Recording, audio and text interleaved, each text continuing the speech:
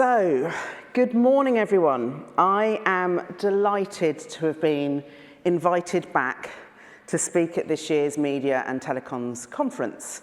Last year I was a late stand-in for my boss Mark Reed, who had to travel for business. So Claire gave me a list of questions to answer in 20 minutes, and I was sincerely hoping that my 20 minutes of answers was not going to be career limiting.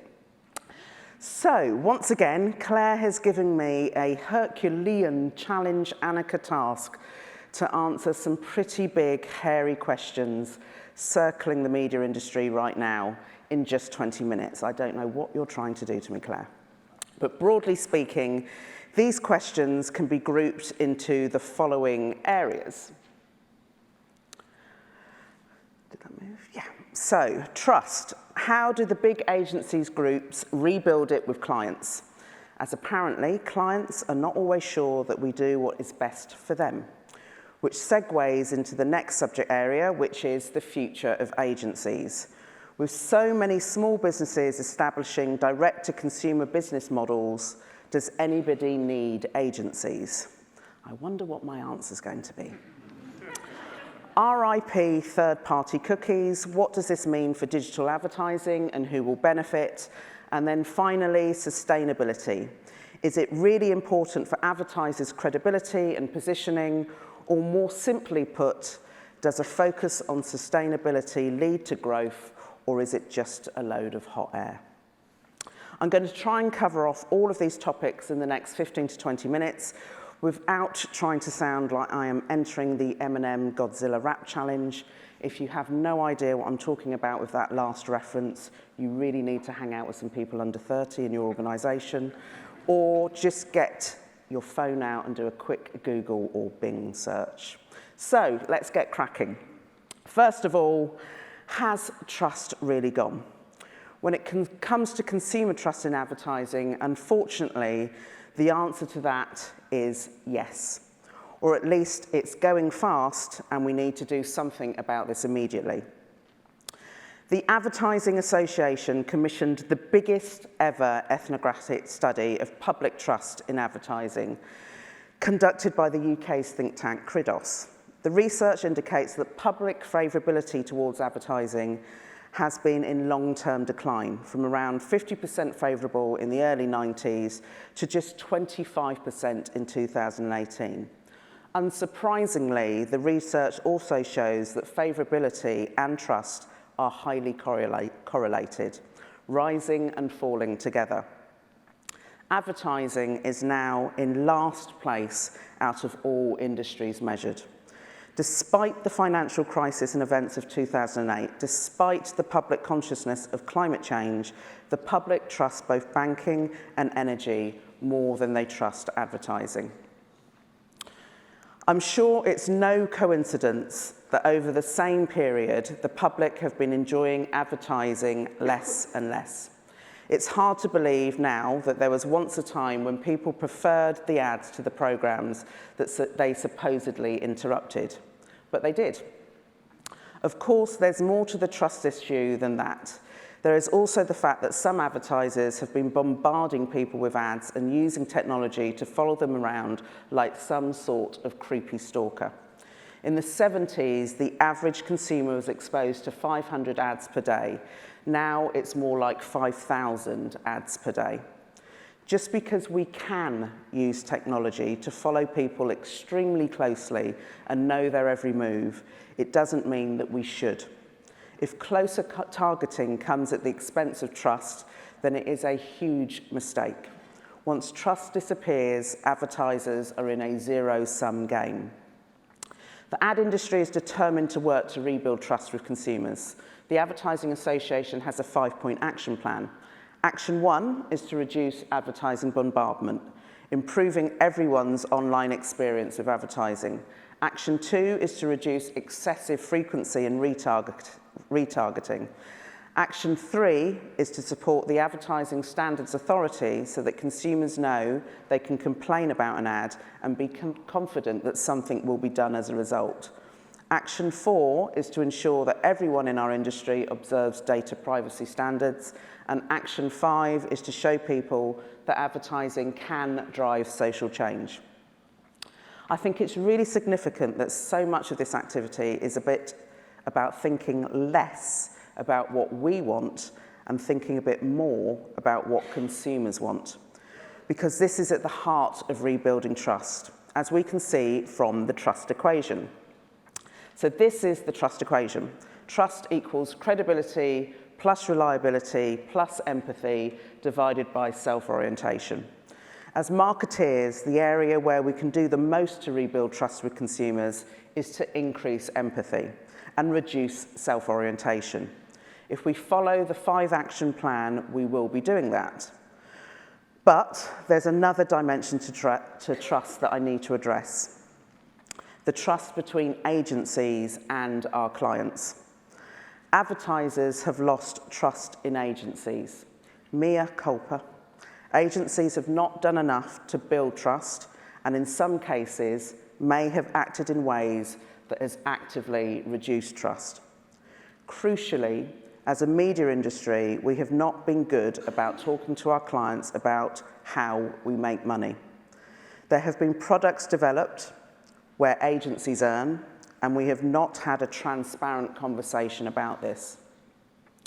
As a media industry, we should. We are businesses.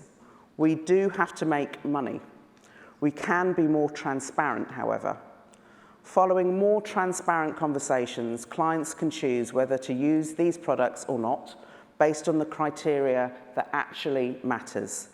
Does it work, and does it deliver desired outcomes?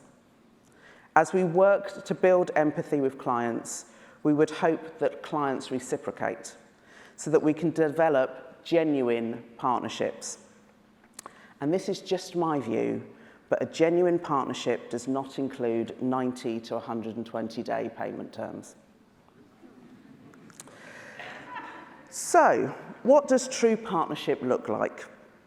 True partnerships between agencies and their clients can lead to joint business plans and even NPD.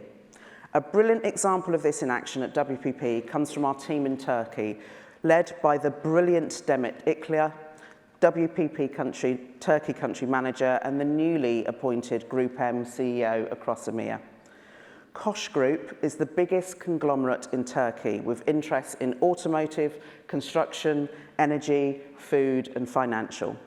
To give you an idea of their scale, if you are not familiar with them, they contribute approximately 10% of Turkey's GDP. They also own the brand Beko, one of the best-selling white good brands in Europe. They are one of the biggest advertisers in Turkey, and they've been working with WPP for 20 years now. They have, over the years, taken more and more of their digital work in-house. They could have continued in this direction, but instead took a strategic decision to partner with WPP in creating a new agency called Engage, a 50-50 owned digital marketing company. Engage is now in the market, winning business from other clients with billings of over $25 million US. This just shows what amazing things can happen when we get trust right. So let's move on and talk about the futures of agencies and if I need to start updating my LinkedIn profile. So there have been some trends in recent years which some commentators have suggested might make agencies less necessary or even unnecessary. You probably won't be surprised to learn that I totally disagree. In-housing is a major trend in the industry. It's understandable. As technology makes it possible, advertisers look carefully at new ways of working. And it might make sense to bring certain functions in-house. But, as we've already discussed, just because you can do something doesn't necessarily mean you should. Advertisers who think the end point of in-housing is simply doing without an agency are running some big risks. An agency brings a level of objectivity to decision-making, which will be hard, perhaps impossible to replicate in-house. And agencies also bring an additional element of diversity of thought, which is crucial to creativity. Meanwhile, the noise around D2C products and their initial success seemed to some to suggest that you didn't need a strong brand anymore to succeed. And if you don't need a strong brand, maybe you don't need an agency. However, the D2C sector has experienced a serious reality check recently. An Adweek article in February indicated as much. I'll quote from the opening of the article. Between Brandless shutting down, Edgewell Personal Care backing out of its acquisition of Harry's, Casper's lacklustre IPO, and Birchbox laying off 25% of its global workforce, it hasn't been the best week for direct-to-consumer brands. The article continues with a quote from Sucharita Kodali, an analyst at Forrester. And she says, "There are no shortcuts to building brands. It takes money over time and takes way more than digital marketing." Do you know what? I think I'm going to repeat that. There are no shortcuts to building brands. It takes money over time and takes way more than digital marketing. Damn right it does. A disruptor can grow quickly using D2C techniques until they have competition. But the moment the competition arrives, which inevitably it does, you need to differentiate. You need a brand. You need an agency. As we monitor D2C companies spending after they wake up to the need for a brand, we see they are spending about 20% of their revenue on advertising, some as high as 33%. This is true for Peloton, who is publicly traded and where spend on advertising is closer to 20% of revenue. They also happen to be a client of Essence, a WPP media agency. Agencies know how to create, grow, and nurture brands. At WPP, we have a deep track record of growing brands.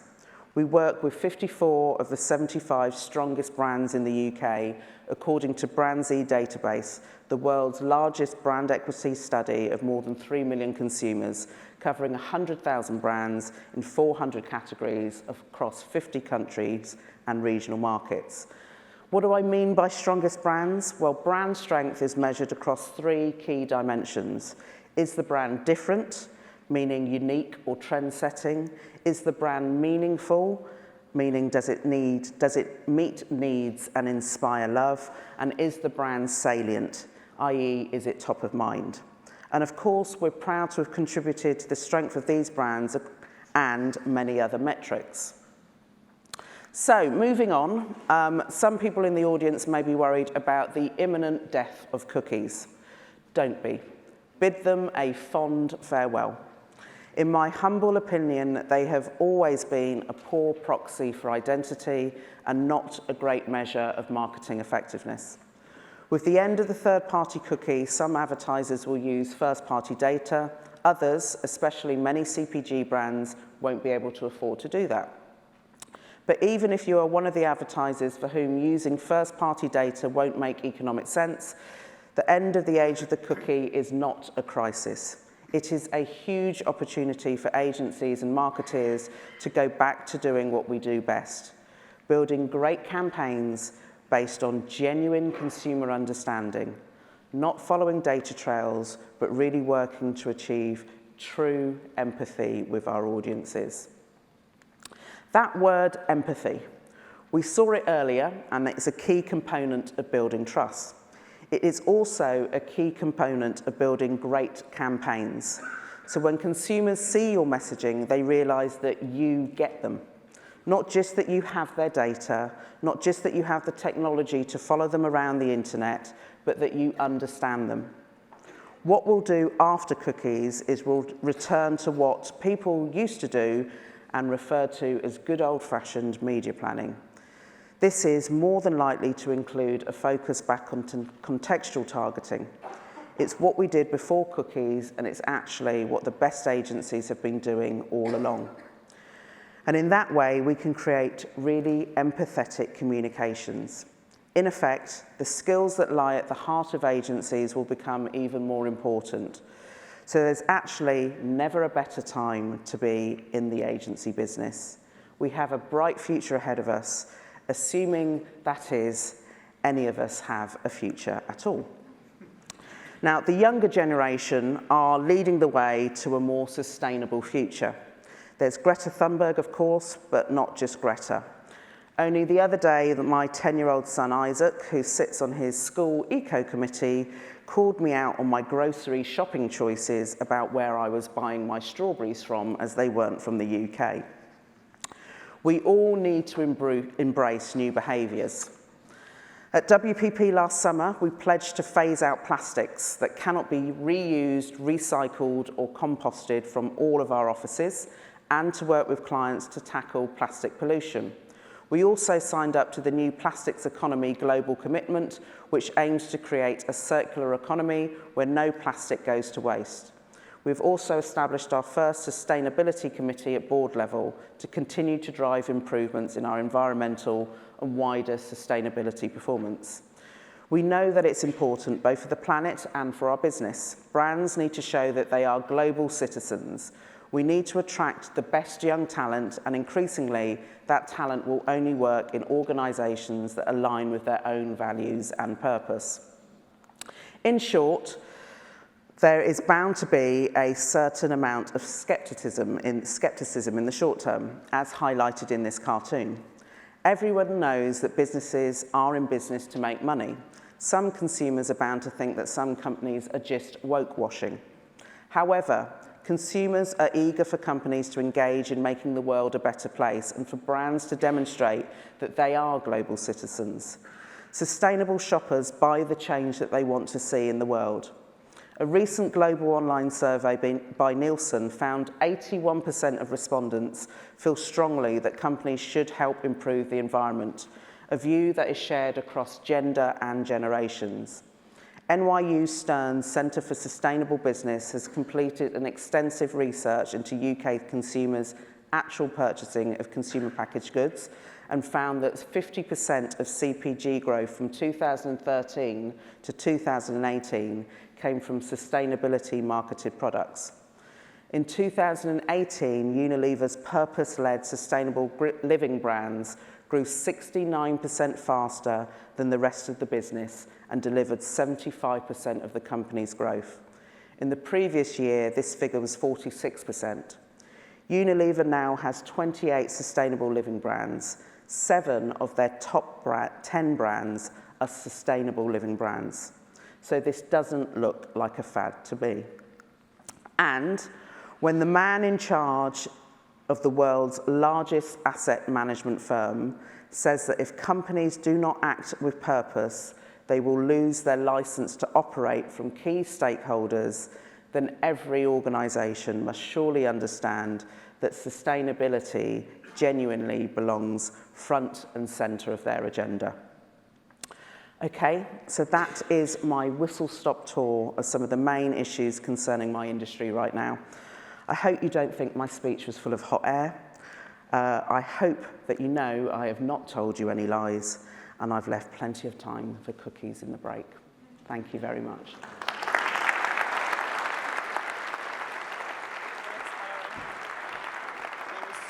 So much in that talk that resonated with me, now that I'm sort of on your side of the fence. Just looking a little bit more, I was struck by what you said about transparency.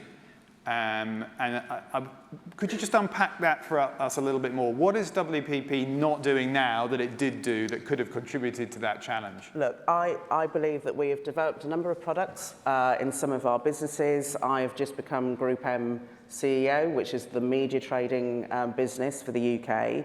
And we have developed products which we use on our clients' business. Some of those products we earn money from. And we have not had that conversation at the very beginning, as we should have done with our clients. So I think it's about a focus on what works for our clients' business, what delivers results, but having those conversations up front about some of these products, you can use them or you don't have to use them. If you use them and they work, great, but we also earn some money from them. And I think it's having that conversation right up front. Very clear. Questions from the floor? Could take one or two. Any hands going up? Yes, Kate. Hi, Kate Polkley. I'm a journalist. Thank you, Karen. That was really interesting. So on your chart, you were showing all the brands that you represent in the UK. I saw lots of broadcasting brands, Sky, ITV, BBC. I didn't see a lot of what we call the FANG brands, the Facebooks and stuff. Those are the big threat to the broadcasters in a lot of ways. Can you talk a little bit about that? How important is their branding? How important is the advertising going forward? How do we make sure that we can surface stuff like BritBox, for example, against Netflix in this country? Seems to me there's a big fight we're going into. Look, we also work with Facebook, we also work with Google, we work with 69 of the top FTSE 100 and 27 of the top 30. So we work with both elements. And last year in my speech I talked about it's not either or. It's not either broadcasters or some of the new entrants, digital entrants coming into the market. And that's what I advise our clients as well. I advise it's knowing what works and knowing when and how to use. So I never see it's all one way, one-dimensional linear TV, or it's all SVOD. It's about the combination, because back to what I was just saying, the core thing is empathy and understanding what consumers want. That's how clients are going to grow, that's how broadcasters are going to grow, that's how some of the digital players are going to grow as well, understanding what they want. That trust equation is incredibly important. Karen, before you go, please forgive me, but at the end of this wonderful biography here, it says that you recently were appointed as the director of the Royal Sussex Foundation. Given what you've said in this presentation today, give us a little bit of an insight into the kind of advice you've been sharing with the David, Sussex Foundation. you know full well I cannot possibly comment on that. Just a little smidge. No. The branding conversations must have been fascinating. Particularly with the Queen. And on that note... Thank you very much, Karen Blackett.